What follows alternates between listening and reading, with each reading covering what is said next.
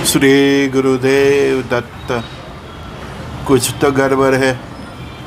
America के सेना प्रमुख फ्रेडी जॉर्ज ने इस्तीफा दे दिया और स्टेटमेंट आया है कि एक पागल शख्स है जो महान अमेरिका सेना को बर्बाद करने जा रहा, नष्ट करने जा रहे। ऐसी क्या डिस्कशन हुई होगी, ऐसे क्या एक्शन की बात हुई होगी। I think so boots on ground की बात की होगी, जो सेना अध्यक्ष को पल्ले नहीं पड़ी, उसने उसका विरोध किया होगा और वही बात के चलते उसको रिज़ाइन करना पड़ा, क्योंकि वो जानता है कि कितनी बॉडी बैग वापस आएगी। तो मतलब कुछ तो अमेरिका बड़ा करने जा रहा है। आज उनका एक पायलट गुम हो गया, उसको खोज के बहाने भी अमेरिकन सेना ईरान में उतरी है, उसको पायलट को ढूंढ रहे हैं। देखो अब आगे क्या होता है। अमेरिका के रक्षा मंत्री की बुद्धि भी हैक हो गई है। पीट हेगसेथ, उन्होंने ठान ही लिया है कि ईरान को बस ख़त्म कर देना है।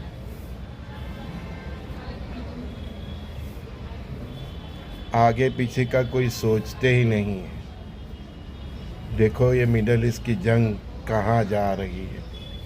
अणु बम के चक्कर में ईरान परमाणु बम बना लेगा, उसके चक्कर में जंग वो दिशा में जा रही है कि मिडल ईस्ट और यहाँ की कई प्रजा भूखमरी के बम से मरेगी। अणु बम के चक्कर में, परमाणु बम के चक्कर में प्रजा के ऊपर जो युद्ध ठोका गया है, जो राष्ट्रों के बीच में जो युद्ध हो रहा है, वो भूखमरी के बम में तब्दील होने जा रहा है। उसके इशारे भी मिल रहे हैं। यूएई की एल्यूमिनियम कंपनी पे अटैक किया ईरान ने। आज यूएई का स्टेटमेंट आ गया है कि 1 साल तक वो फिर से स्टार्ट नहीं होगी। उसको मेंटेनेंस और रिपेयर में ही 1 साल लग जाएगा। अब आप सोचो उसमें कितने कर्मचारी, इंजीनियर, हेल्पर्स, फीटर, कितना स्टाफ उधर वर्क करता होगा। अभी उनको क्या वो 1 साल तक सैलरी देगा? घर वापस आना ही पड़ेगा। उसमें भी कितने इंडियंस हो गए। उसी तरह कतर के गैस प्लांट पे, जहाँ से वो गैस निकलता है, उधर जो लास्ट टाइम ईरान ने हमला किया, तो उसमें भी ये बात सुनने आई कि वो प्लांट को भी रिपेयर होने में 3-4 साल लग सकता है। और कतर ने भी डिक्लेयर कर दिया कि जो मेरा प्रॉमिस है उसके हिसाब से मैं दुनिया के देशों को गैस सप्लाई नहीं कर पाऊँगा।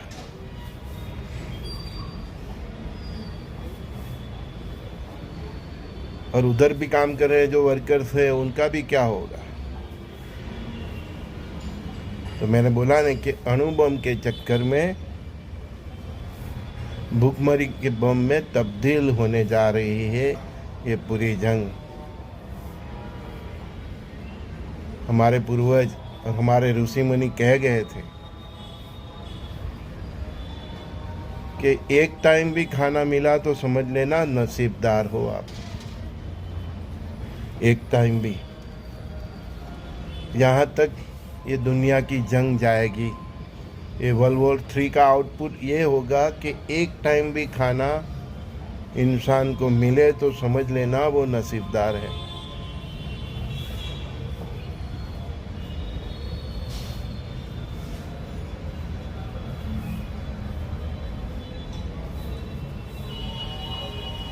पागलपन, पिचासी बुद्धि।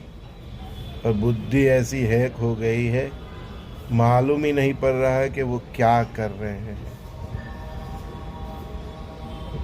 इस साल में भी कई लोग मुझे पूछते हैं, सर मेरी कुंडली देखो ना। अरे भाई, दुनिया की ही कुंडली बदली है, तेरी कुंडली देख के क्या करेंगे हैं? जब पूरी दुनिया के ग्रहमान बिगड़ते हैं तो आपकी कुंडली देख के क्या करने का? दुनिया रहेगी तो तुम रहोगे।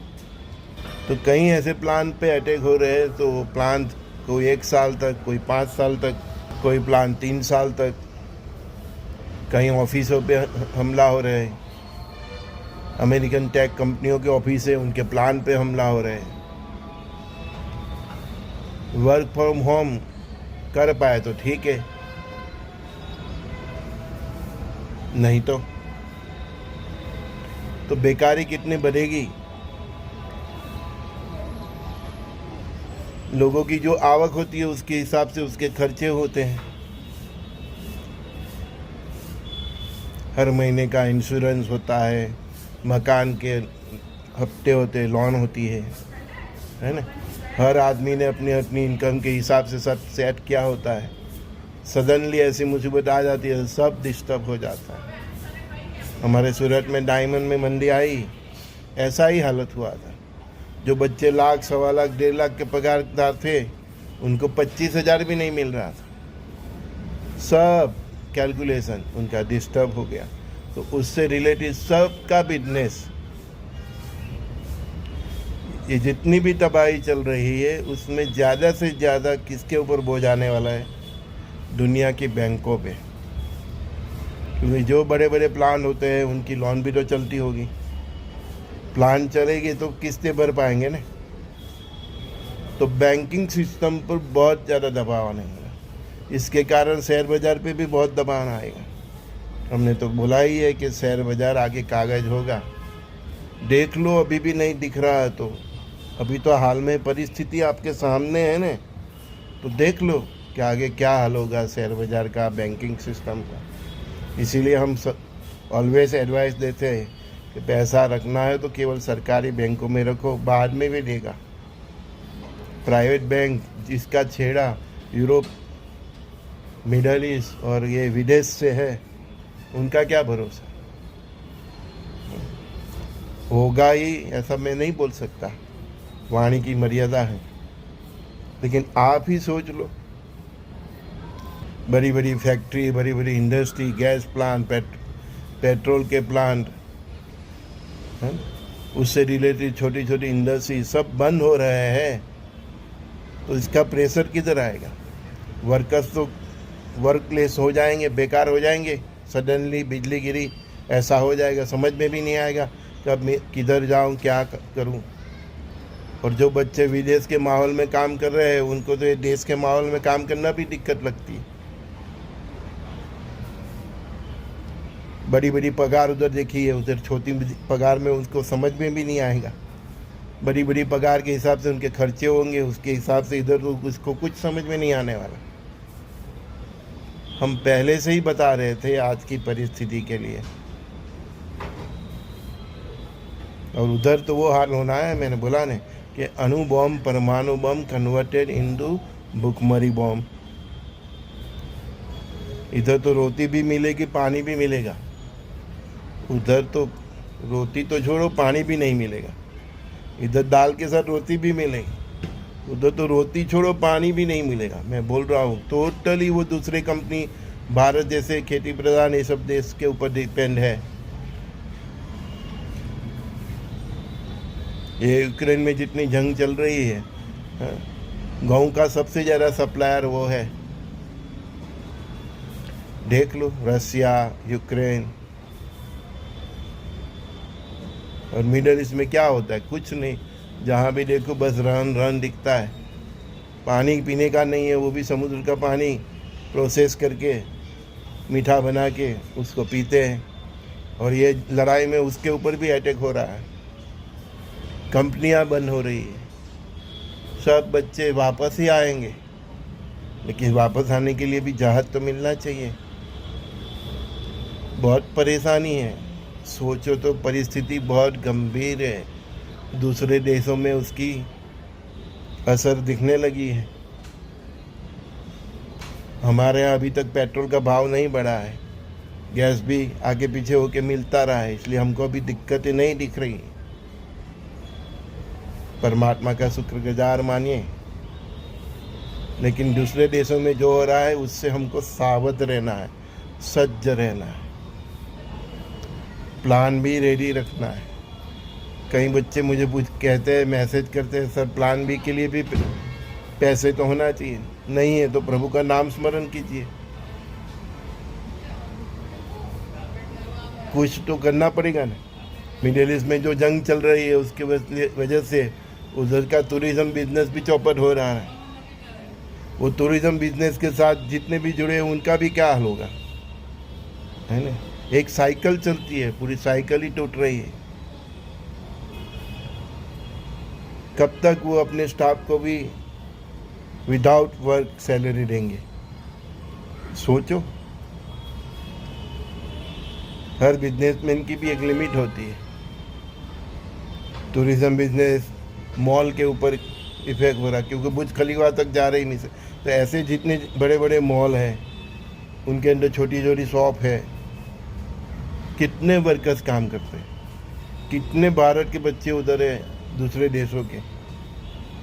अभी टूरिज्म ही बंद, और ये जंग इधर अटकने वाले नहीं, ये यूरोप तक जाने वाली है।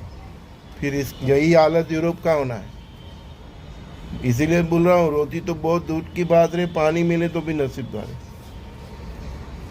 भारत में तुम लोग इतना शोर मचा दो ने, नसीबदार हो कि इधर हो, इधर पानी भी मिलेगा, रोटी भी मिलेगा। इसीलिए हम सब एनआरआई भाई को बुलाते थे, आ जाओ। आज नहीं तो कल तो आना ही है, परसों भी आना ही है। बोलते हैं हम ब्रेड और पानी के साथ ब्रेड खा लेंगे, लेकिन इंडिया नहीं आएंगे। मत आओ, तुम्हारा जीवन है, हमको क्या है? कितने दिन खाओगे? हैं? ब्रेड भी तो मिलना चाहिए ना। हैं? ये सब अणु परमाणु वॉर में सब पानी भी दूषित हो जाएगा। विनाश काले विपरीत बुद्धि, तो ऐसे जवाब देते हैं। जगाने का, लोगों को जगाने का और सुनने का भी है। तब मेरे गुरु की मुझे याद आती है कि इतने बड़े संत बने, अवधूत बने, उनको भी ऐसे कैसे पागलों का सुना होगा और कितनी उनकी सहन शक्ति होगी। तो वो याद करके मैं खुद अपनी सहन शक्ति पाल रहा हूँ कि नहीं, मुझे भी रखनी चाहिए। मेरे गुरु को तो ऐसे कितने पागलों ने कैसे उल्टे सीधे सवाल किए होंगे, और वो तो गुरु अच्छे के लिए ही बोलते होंगे, लेकिन लोग सामने ऐसा जवाब भी देते हैं, सवाल भी करते हैं। तो कितना बर्दाश्त उन्होंने किया होगा। उनसे मैं सीख रहा हूँ कि मुझे भी बर्दाश्त करना पड़ेगा अगर मैं लोगों का भला चाहता हूँ। उनका ही तो कार्य कर रहा हूँ मैं। जन जागृति, विश्व विचार क्रांति। तो दुनिया का पूरा फाइनेंशियल स्ट्रक्चर ही तबाह होने जा रहा है, तबाह हो गया है, ऐसा समझो। अब ये ज़्यादा झेल नहीं पाएगा। मई 11 तक अगर ये जंग चली, ग्रहमान तो यही कहते हैं, और मैंने कल भी बोला था कि 15 तारीख के आगे पीछे ये बहुत बढ़ सकती है। मैं खुदा नहीं हूँ, परमात्मा नहीं हूँ, मेरे शब्दों को पकड़ मत लेना, लेकिन जो दिखता है वो बोल रहा हूँ। अगर 15 अप्रैल के आगे पीछे ये जंग बहुत बड़ी, मई 11 तक चली या उसके आगे चली, तो पूरा दुनिया का फाइनेंशियल स्ट्रक्चर तहस-महस हो जाएगा। और आप इससे ये सोच रहे हो कि भारत को असर नहीं होगी, तो गलत फहमी में हो। इसीलिए वड़ा प्रधान ने बता दिया कि कोविड जैसी परिस्थिति निर्माण हो सकती है। तो कोविड में क्या क्या झेला था देख लो, उसके हिसाब से सज्ज रहो। प्राइम मिनिस्टर है, वो इशारा कर सकते हैं।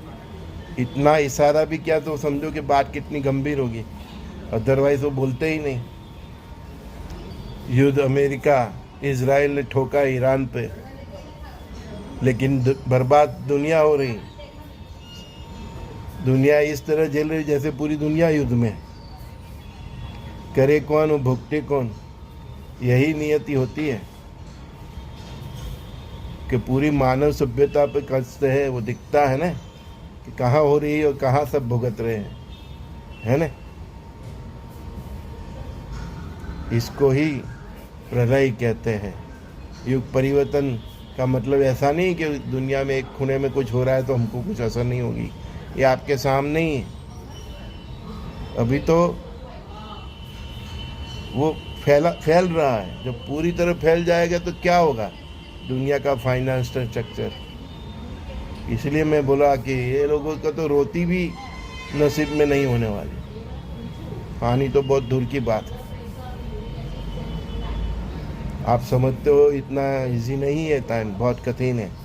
और मैं बोल रहा हूँ कि 15 अप्रैल के आगे पीछे अगर ये कुछ अलग ही दिशा पकड़ ली और वो दिशा में 11 मई तक चला और उससे भी आगे चला, तो पूरी दुनिया का फाइनेंशियल स्ट्रक्चर बर्बाद हो जाएगा। कई देश खत्म हो जाएंगे, कई देश की प्रजा रोड पे आएगी, रोटी के लिए चिल्लाएगी। पाकिस्तान का ही देख लो, अभी से हाल बुरा है। 450-500 रुपये पेट्रोल, ट्रांसपोर्ट महंगा होगा तो सब चीज़ महंगी होगी, आटे दाल सबका भाव बढ़ेगा उधर। इसलिए बोल रहा हूँ कि भारत तो अभी बहुत अच्छा है कि इधर कोई पेट्रोल डीजल का भाव नहीं बढ़ा है, तो अभी सब हमारे कंट्रोल में है।